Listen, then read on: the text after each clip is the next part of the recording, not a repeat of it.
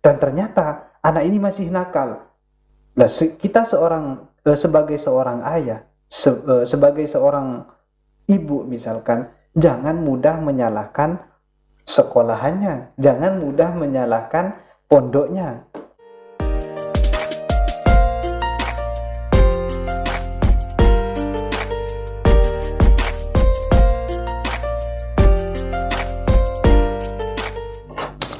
Kali ini Pak Dalang, saya ingin bertanya Pak Dalang tentang arti sebuah pernikahan.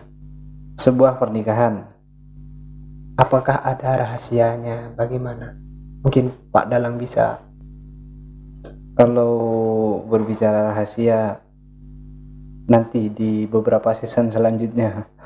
Tetapi sekilas yang ingin coba saya sampaikan yaitu adalah nikah itu bahasa lainnya atau sinonimnya yaitu adalah az-zawaj atau yang trending yaitu adalah azwaj.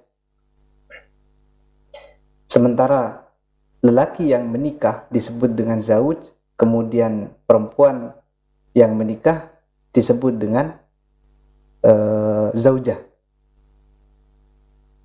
Karena saya jebolan pesantren, lulusan pesantren, maka untuk menjelaskan ataupun mengulas masalah pernikahan ini jelas tidak luput dari referensi-referensi yang telah disajikan oleh dunia pesantren.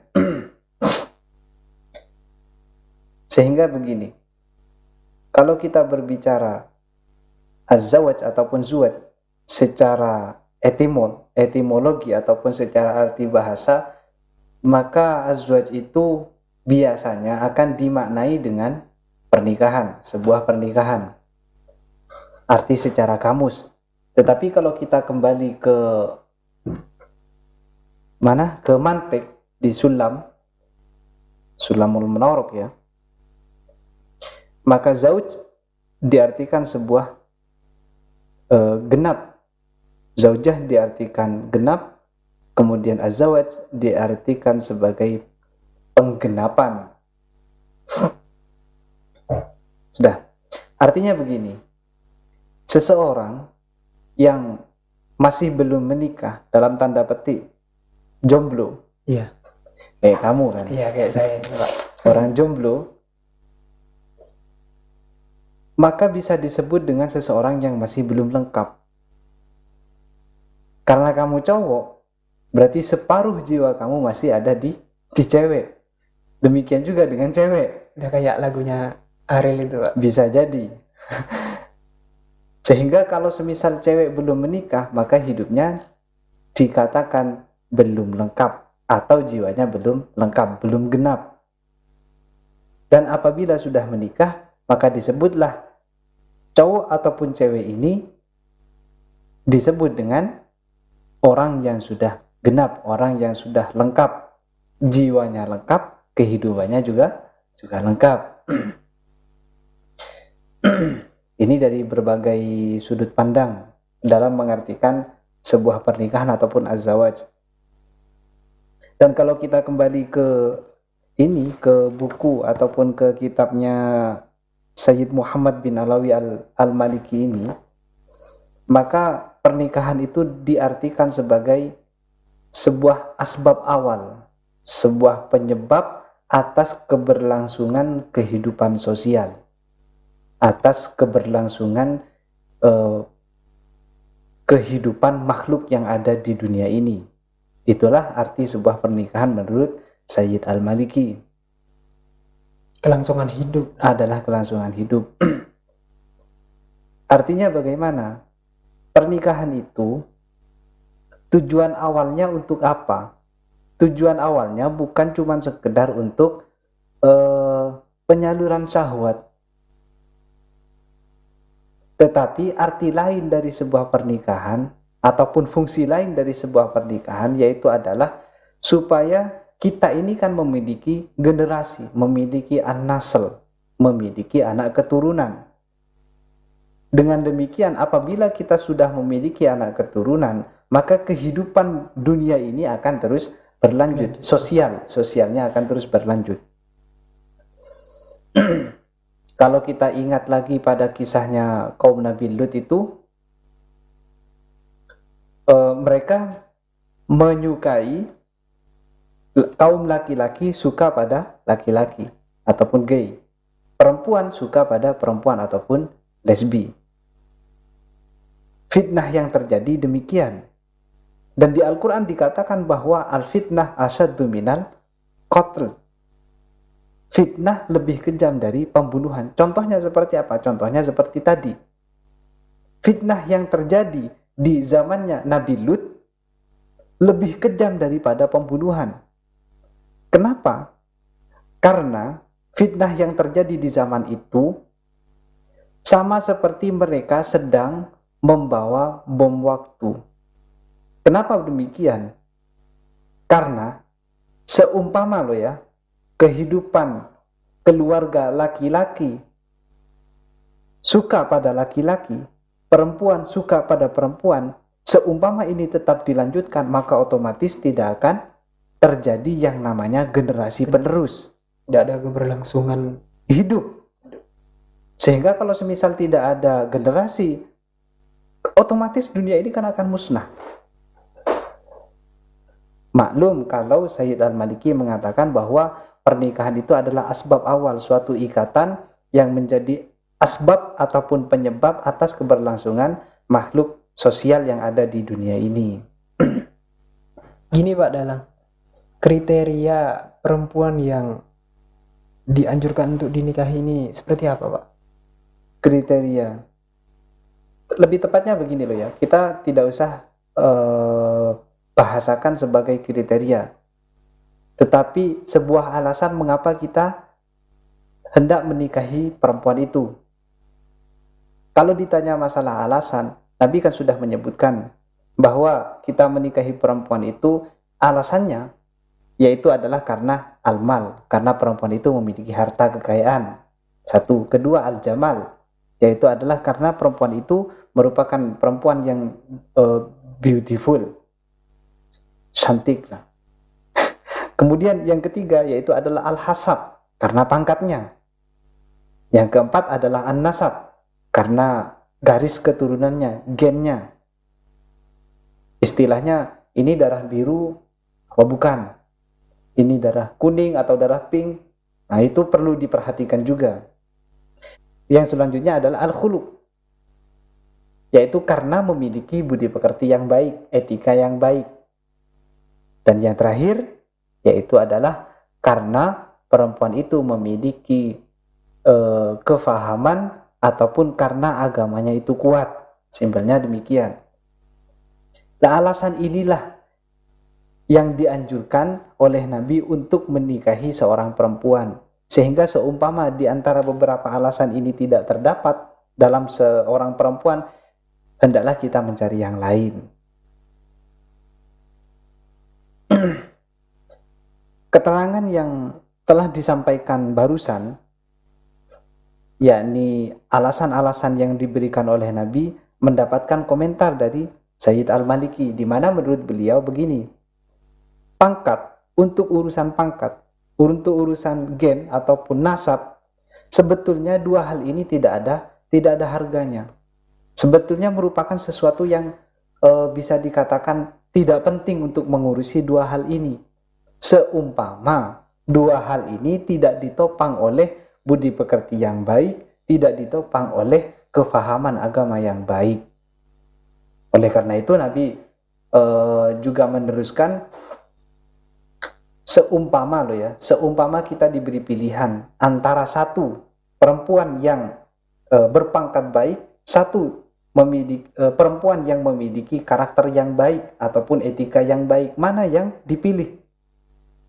Yang dipilih yaitu adalah perempuan yang memiliki etika yang baik, sekalipun pangkatnya itu jelek. Ketika kita sudah memilih perempuan yang etikanya baik, taribat yaminuk, maka kehidupan ini atau kita dalam menjalani bahtera kehidupan rumah tangga akan lebih berkah. akan mendapatkan keuntungan yang banyak.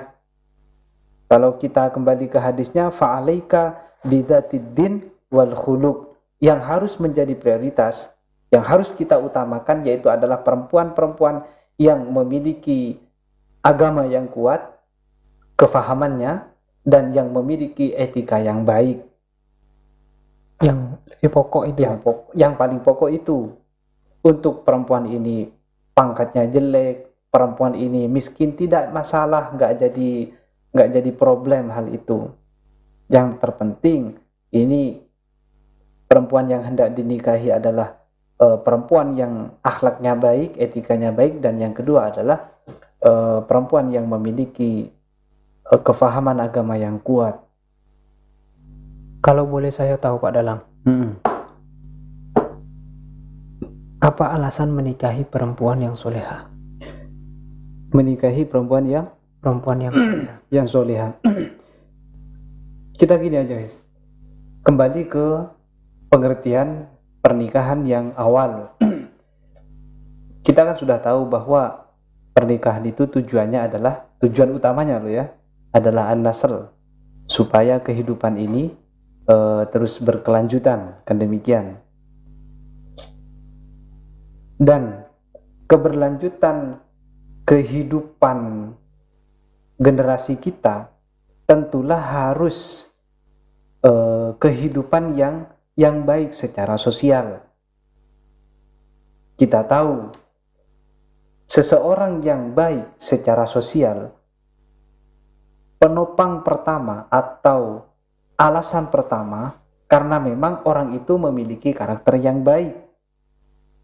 Lah, karakter yang baik ini pertanyaannya datang dari siapa? Tentunya karakter yang baik datang dari kedua orang tua atau salah satunya.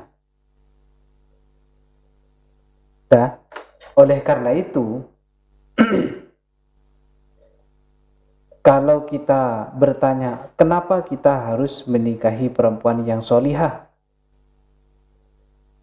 Maka jawabannya adalah supaya kita dapat melahirkan atau mencetuskan generasi yang baik.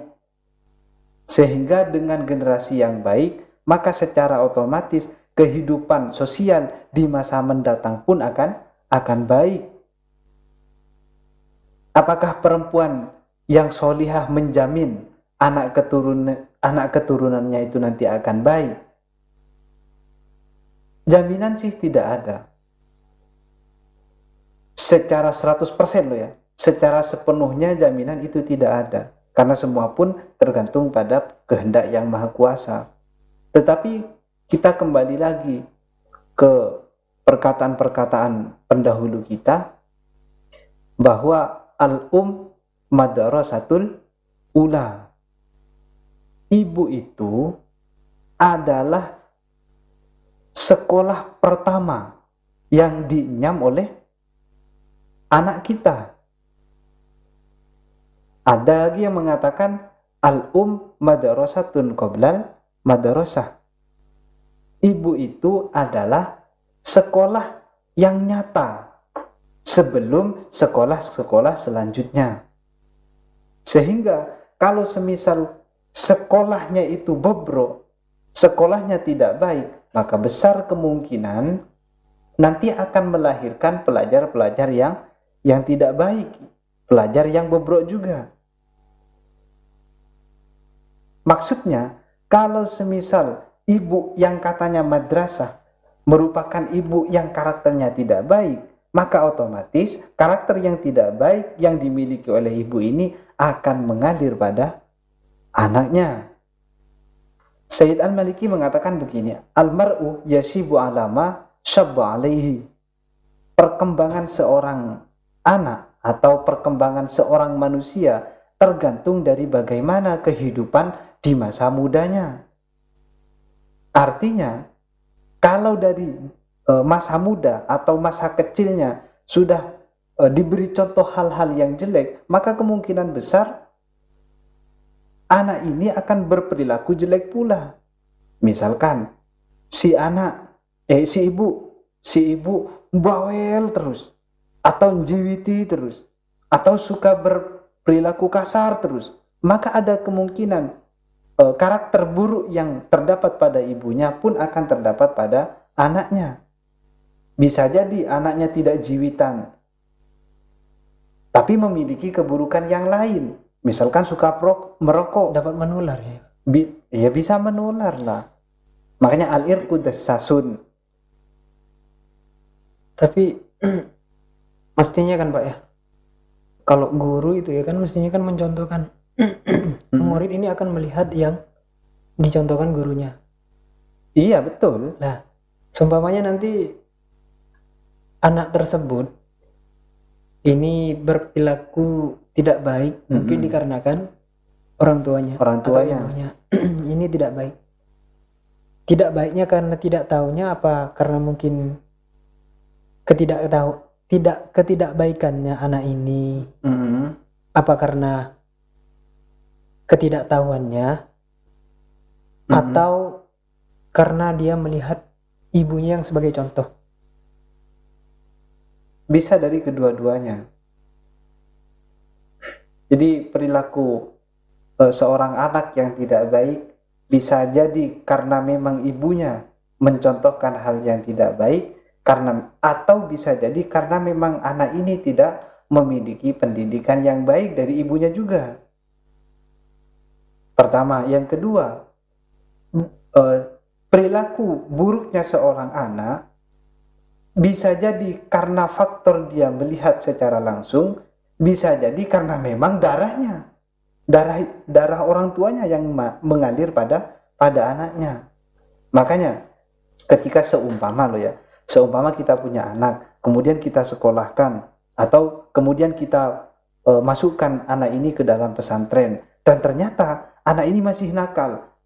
Nah, kita sebagai seorang ayah, sebagai seorang ibu misalkan, jangan mudah menyalahkan sekolahannya, jangan mudah menyalahkan pondoknya.